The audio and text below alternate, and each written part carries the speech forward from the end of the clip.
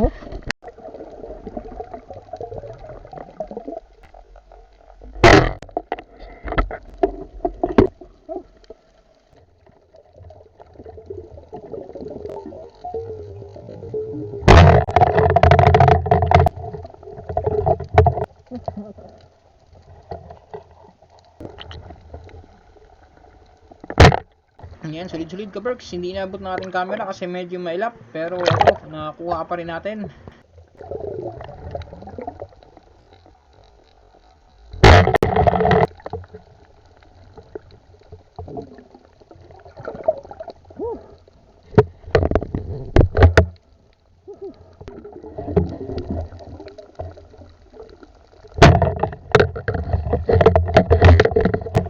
Tamarong or matang baka, sobrang ilap, hindi inabot ng ating camera, kaberks, dahil mailap, kaya palain na lang natin kagad, buti nahuli pa.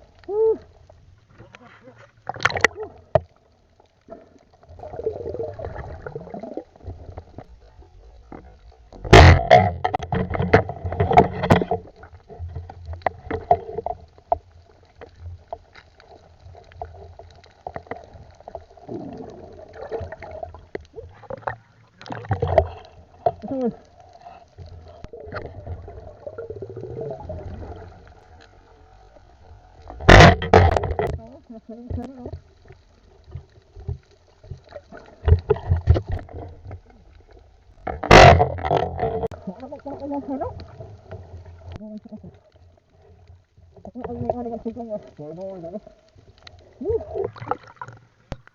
ayan mga berks, ahon na kami. Ahon na kami kaberks. Yung kasama ko si Wow. So ahon na kami dahil medyo madalang talaga. Pero kahit paano meron naman. Oh.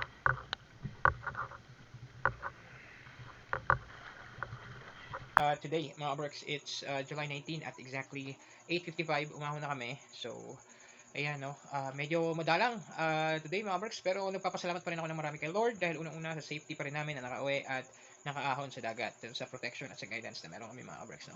So ayan, tara, tingnan natin ang aking huli ngayong gabi ito. So ito kaberks, meron tayong tinatawag na tamarong. Ayan, meron din tayong danggit, surahan, pang-ihaw, kaberks, at eto naman maming. Meron din tayong dapugan at mga dalagang bukid, kaberks. Ayan, so medyo dumami yung dalagang bukid natin ngayon, kaberks. Ayan, medyo malalim-lalim yung talagang pinuntahan namin kasi kadalasan mga tama nasa ulo. Ayan.